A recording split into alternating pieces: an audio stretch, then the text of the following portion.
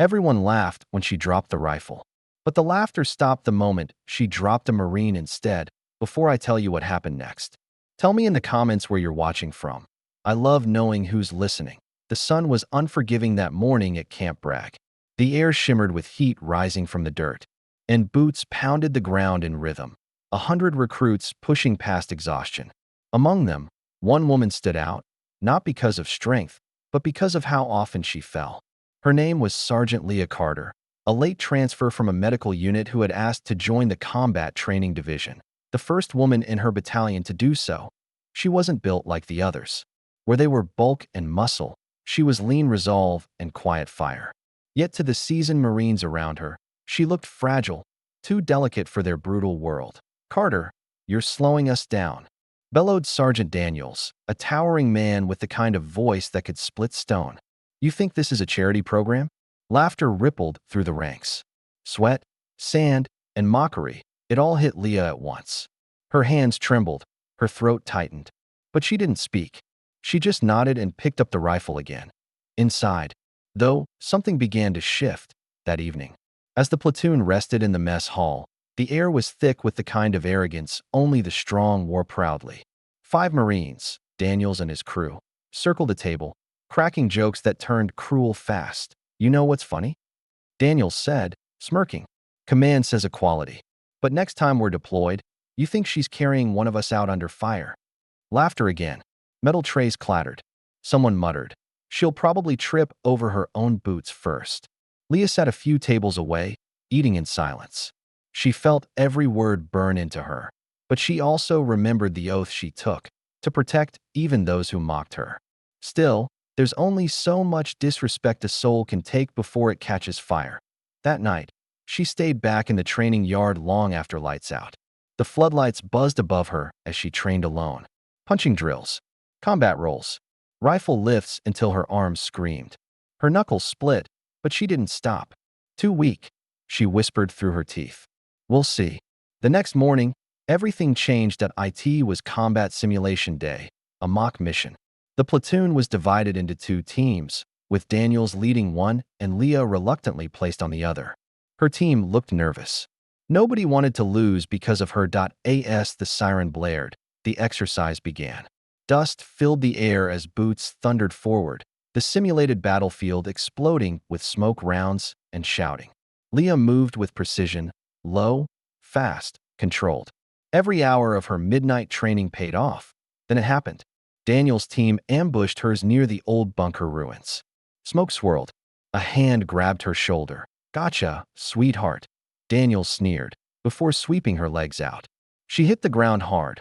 Wind knocked from her lungs. Something snapped. Leah rolled, using his own momentum to pull him down. The next second, shockwave silence. Daniels was flat on his back, staring up at the sky, disarmed. Around them, 4 other Marines charged to finish the job. They never saw it coming. Leah moved like a storm, not wild, but precise. A sidestep, an elbow strike, a sweep that sent another Marine sprawling. Within 30 seconds, 5 men, each twice her size, were on the ground, panting, stunned, defeated. The instructors watching from a distance froze. For a moment, the whole field did. Dust hung in the air like disbelief. Then someone whispered, "She took down 5 Marines." When the report reached command, they thought it was exaggerated. It wasn't.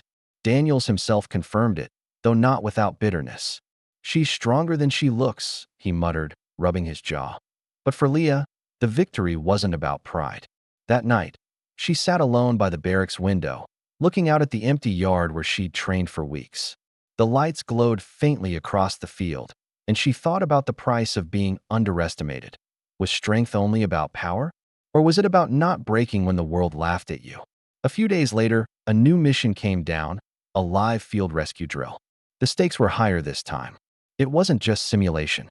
A flash flood had stranded a team during training in the northern ravine. Leah volunteered first. Daniels hesitated, then followed. The current was fierce, water thrashing against broken rock. The team was trapped on the other side, shouting over the roar. Leah didn't wait. She tied the rescue rope around her waist, dove into the freezing torrent, and swam through. Every muscle screamed, but she reached them, one by one pulling soldiers across, guiding them with steady orders to be by the end. Her arms were bleeding, her uniform torn, but the entire team was safe. Daniel stood on the bank, drenched, watching her pull the last recruit to safety. That night, in front of the entire platoon, Daniels approached her. For once, he didn't shout. He just said quietly, "Carter, I was wrong." The yard fell silent. He raised his hand in salute. Slowly, the rest followed. It wasn't mockery this time. It was respect, but the story didn't end there. Months later, when their unit was deployed overseas for an Allied training exchange, Leah led her own mixed-gender team. Daniel served under her command. And when a live skirmish broke out near the base perimeter, she was the one who ordered the defense that saved dozens of lives. When they returned, word spread across bases like wildfire. The woman the sergeant said was too weak, they called her. The one who knocked out 5 Marines. But if you asked Leah, she'd tell you it was never about proving them wrong. It was about proving to herself that courage didn't need anyone's permission. There's a quiet power in being underestimated. Because strength isn't measured by muscle, it's measured by persistence when no one believes in you. And sometimes, the ones they call too weak are the ones strong enough to lift everyone else. Because kindness doesn't vanish. It waits, and it finds its way back. And somewhere, under the same rising sun that once burned her skin, Leah still trains, not for revenge, but for respect, the kind that's earned in silence. If you felt something in this story, leave a comment and tell me. Have you ever been underestimated? Don't forget to like, subscribe, and turn on notifications, because more real, powerful stories like this are coming your way.